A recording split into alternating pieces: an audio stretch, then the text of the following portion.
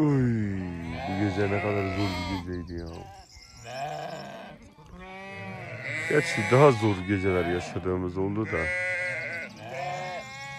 O aylar sonra ilk defa böyle gece koyunlarla uğraşıp uyumadan sabaha kadar kurt kurt uğraştığımız bir gece olduğu için bayağı yorucuydu.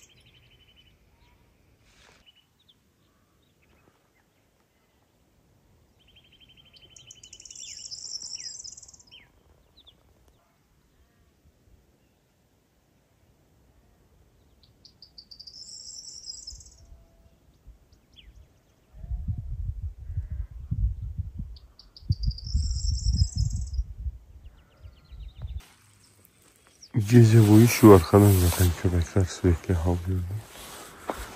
Şurada ayak izleri var, biliyor musun? Şu kurt ayak izleri. Kurdun ayak izleri, köpeklerin ayak izleri.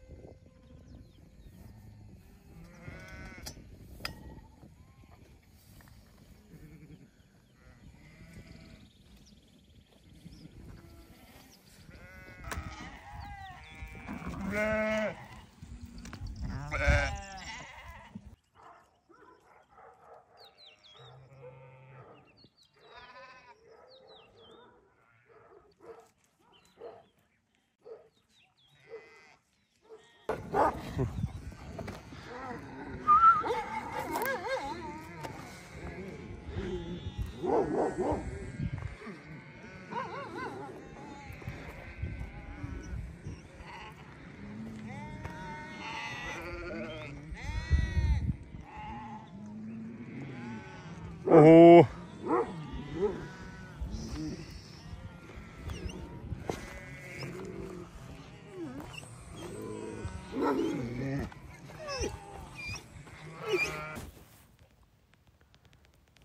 Şöyle yanımızdan bir sürü daha var. Ağrı Dağı'na doğru gidiyor. Akkaraman sürüsü. Bu sürüler de bizim Ağrı Dağı'nın Korhan Yaylası'na doğru gidiyor. Bozgörlü Hırçu da tarafa gidiyor. Köpekler de baya bir kalabalık görünüyor. Keşke gitmeselerdi ya. 3 2 daha 7 tane köpek var. Aman. Bozgör'e saldırdılar. İnşallah boğuşmazlar. Allah'tan bir iki tanesi enik. Geri çekildiler. İyi oldu. Ya şimdi bu köpekler uzun aradan sonra ilk defa dağa çıkıyor. O köpekler de öyle. Bizim köpekler de böyle. Bir de ilk gece, bu ikinci gece herhangi bir yara falan almazlar umarım. İyi ki uzaklaştılar birbirlerinden. Asla istemeyiz köpeklerin boğuşmasını. Çünkü yani mantıken düşündüğümüzde köpekler boğuşursa kurtlar koyunlarımızı yer yani. Hani her şeyi bir tarafa bırakalım.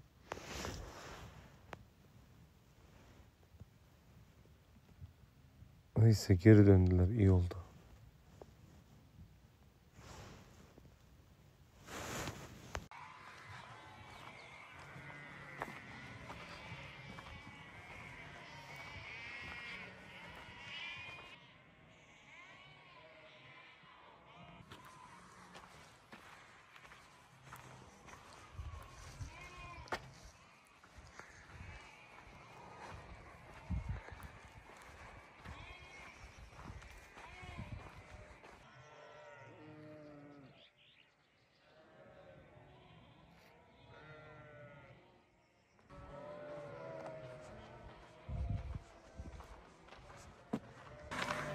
Bir dağı böyle uzaktan görmek, ona bakmak başka bir şey. Dağın içine girip dağda yaşamak ise bambaşka bir şey.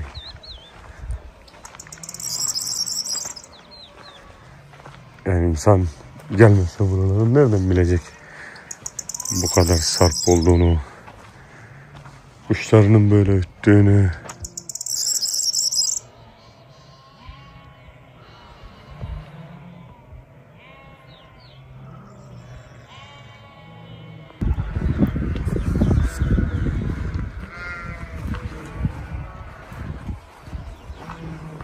Oho! Oho! Oho! Oho! Rojan! Rojan! Oho!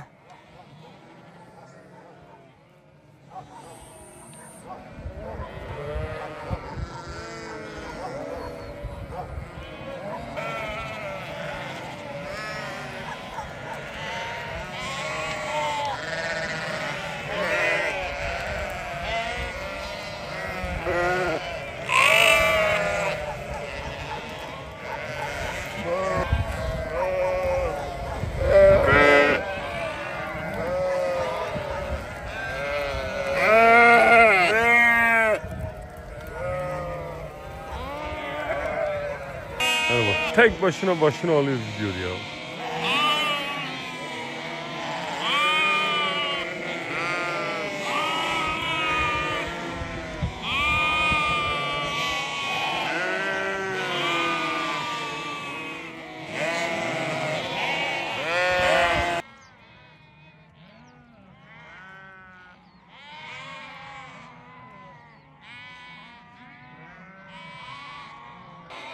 Buranın ismi Gerrahoza.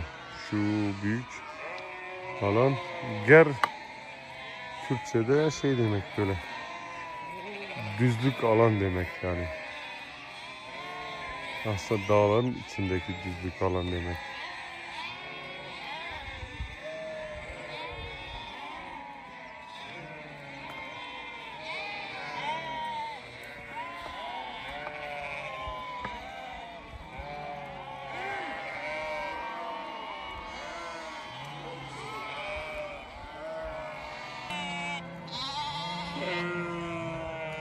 Aha vali dışarı bırak oraya vali her.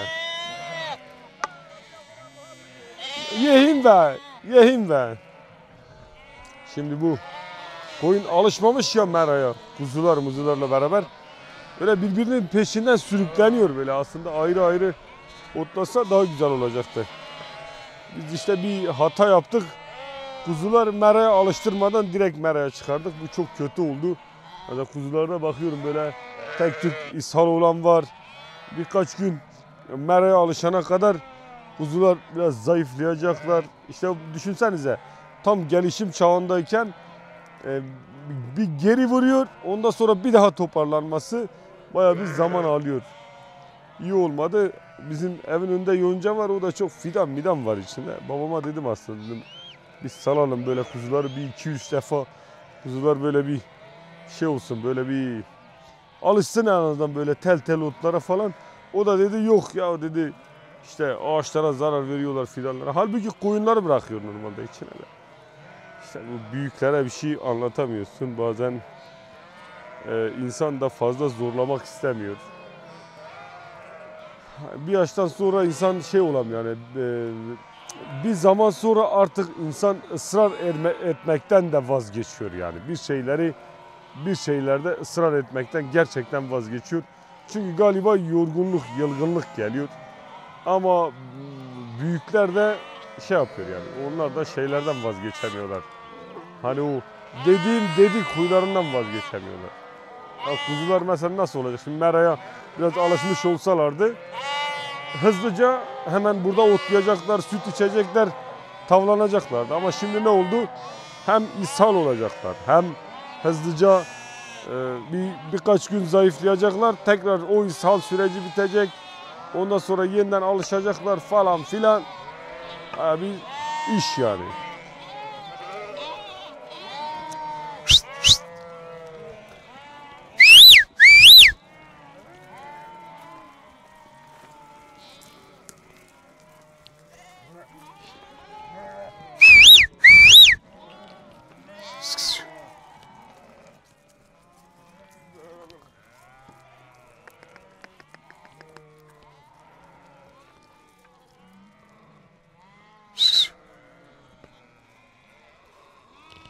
Ay bu gece hiç uyuyamadık ya bu gece.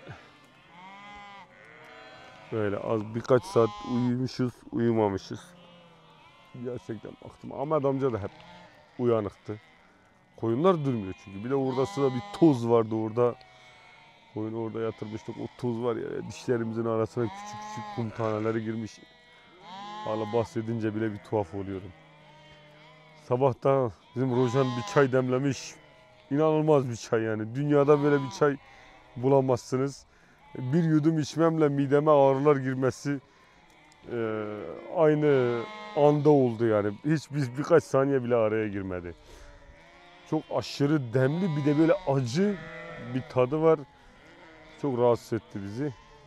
Yani dün akşamdan beri bir şey yememişiz doğru düzgün. Birkaç tane böyle annem kek yapmış. Allah razı olsun odaya olmasaydı hiçbir şey yemezdik. Bir de sabah o bir bardak böyle çay zar zorla falan içmişiz. Şey değişiyor. Hani hayvanın adaptasyon süreci hayvan adapte olana kadar hayvanlar ne kadar şey çekiyorsa işte diyorum ya geri zayıflama falan filan oluyorsa insanda da aynısı oluyor. Biz çobanlar da böyle bir dağa bir anda çıktılar mı insanlar da böyle hani çaydır, yemektir, kap, kaşık falan filan su buna alışması da bir o toza, toprağa falan böyle ellerinin bile alışması biraz zaman alıyor. Halbuki biz de meraya alıştırma yapmalıydık yani bizde böyle bir yonca monca yok işte bizim kötü şeyimiz o evimizin etrafında hiç mera yok. Bizim bir tane yonca var o da bahçe kayısı fideleri ekmişiz. Normalde olsa biz de aynı böyle bir iki gün giderdik işte çölde orada şey yapardık. Merada biz de bir kahvaltı bir şey falan içerdik biz de yavaştan alışırdık. Köpekler bile bu gece mahvoldular bence yani. Allah'tan ki palazla hırçı onlar sonbahardan beri açık ya böyle koyunun içindelerdi zaten. Sonra burada da açıklar. Onlar zaten hırçı çok aktifti. Ee, şey sarsılmaz hani sarsılmazın yerini çok arayacağız da onu çok arayacağız da ama gene de hırçı da çok aktifti. Sürekli baktım sürekli havlıyor oraya gidiyor buraya geliyor oraya gidiyor görevini dört dörtlük yapıyor.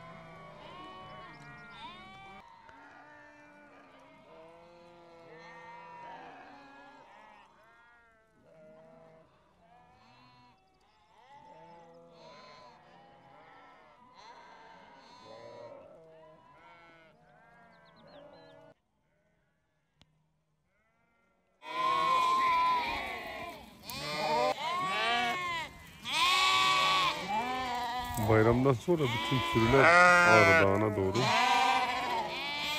akıyor. Bu köylerdeki. Yeri olan var, yer kiralayan var.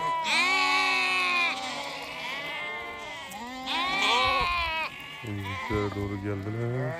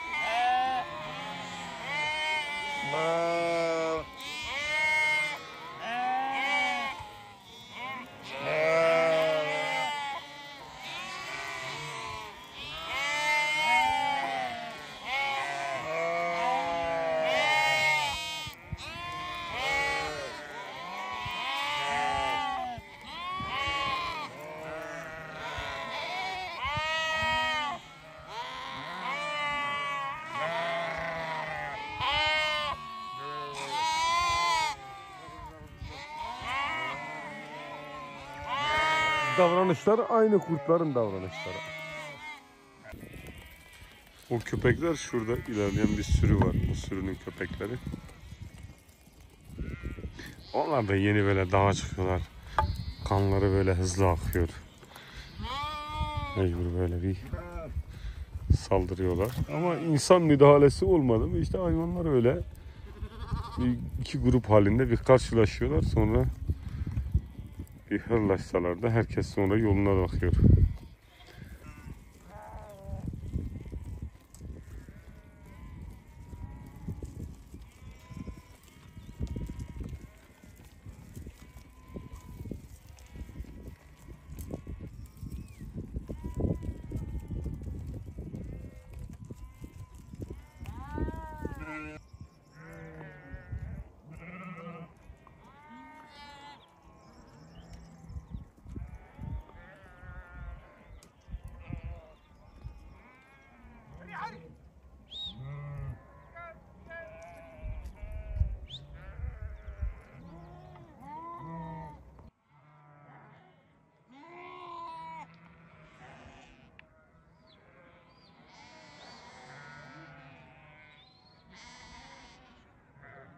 İki keçi. Bunlar ikisi aşağıda bir tane sürü var onların. Bizim bu sürüye katılmışlar. Adam bize dedi siz de dursun. Sahipleri gelene kadar. Uf, gözüne çengel. Oğlum kavga etmeden. Kavgadan biraz kaçın.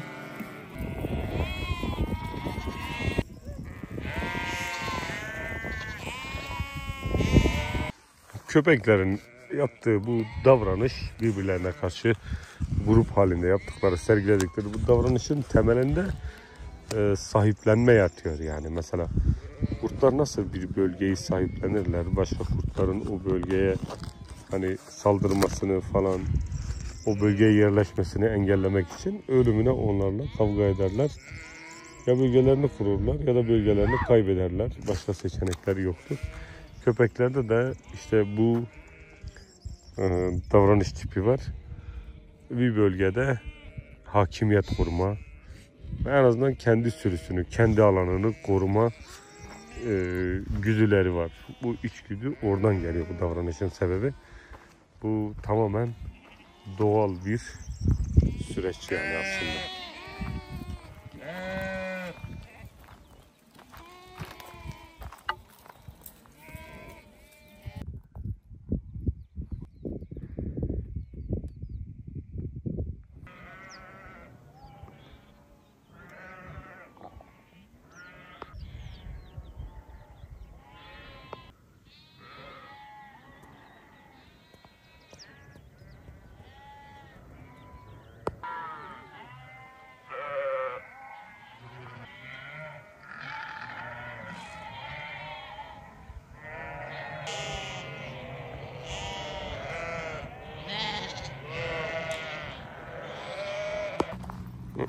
Buranın da en kötü tarafı işte bu su.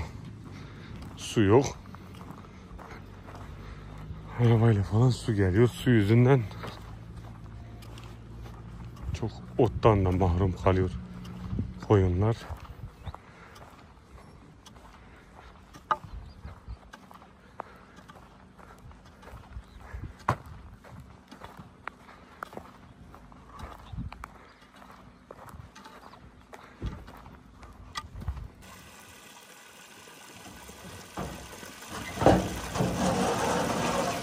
Bırak biz neyle?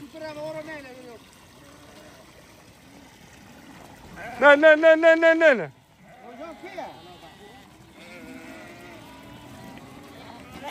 Bunu hal bikram çano.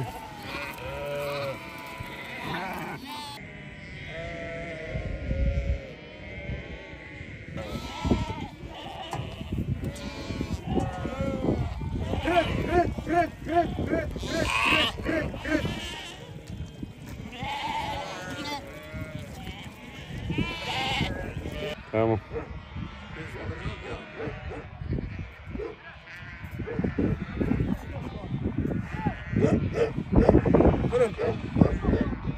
Ya oydun kalmışlar mı? Vay.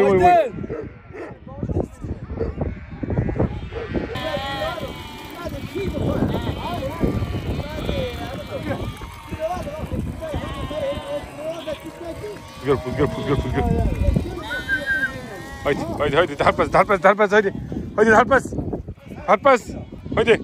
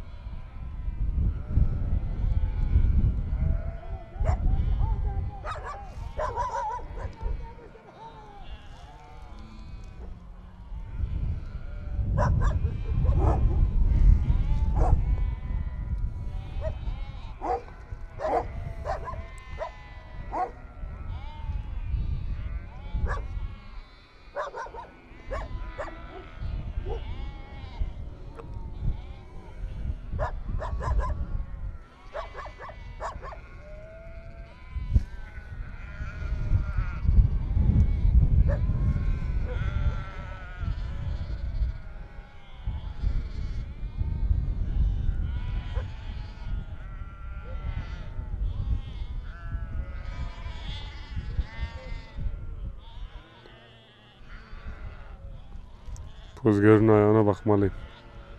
Ya böyle taşmaş kesti ayağını ya da diken falan batmış olabilir.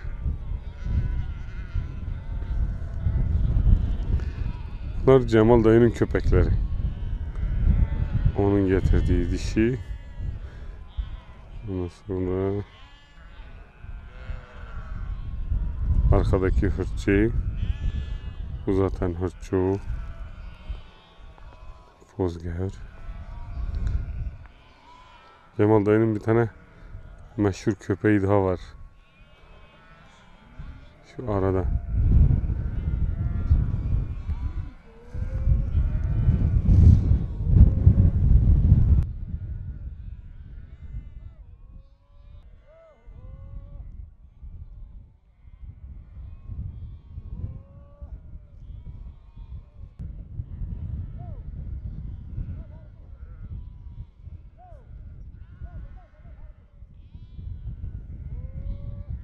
Bu gece çok fena rüzgar esiyor. Koyunlar zaten bizi uyutmadı. Dün gece, ondan önceki günde yol yorgunluğu. Zaten henüz dağa taşa alışamadık. Bu başlarda ot da zayıf. Yani şöyle ot o kadar güçlü bir ot değil. Yani koyunlar yesin, doysun, yatsın falan. Öyle bir ot da değil. Bu yüzden koyunları, bunları niye sayıyorum bu sebepleri? Koyunları ağıla koyacağız. Ağıl dediğimiz etrafı çevrili taşlarla örülmüş, etrafı çevrili alan. koyunları bu gece oraya koyacağız. Biz de bir uyuyabilelim yani akşama kadar tamam ayakta ama akşam da bari uyuyabilelim. Hem köpekler de biraz dinlensin. Sonra bakarız. Sonraki günlerde duruma göre pozisyon alırız.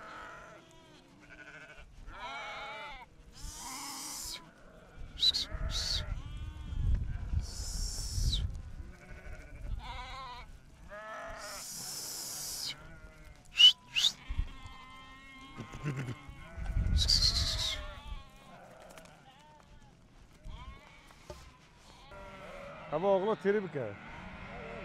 Ben salı belki 1000 falan tabii daxil on var. Makine burada ilaç kır. Ben uçağı buraya ilaç da bakho. Eğer ben buraya ilaç da bakho. Yani uçağı hiç bakayım çiğ düzveri. Ha daxil aktif. Bakho milyon obiya bir. Çıplak reis. Ha milyon bir kavri.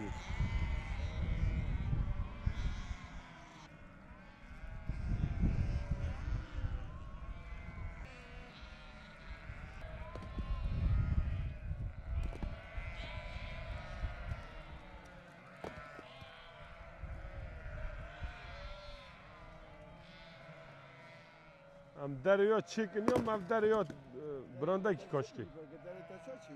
Brandaki koşkini.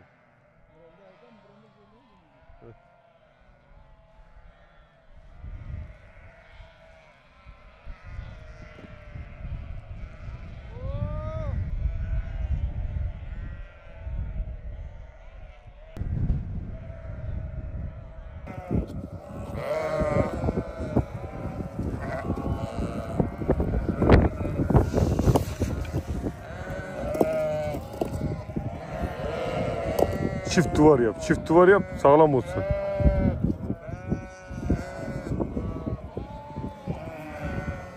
Hocam.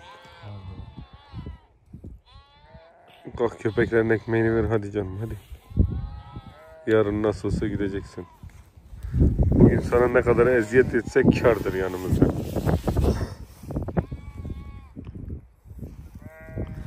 Noni sokmani behar voli ağıl bir daha hocam.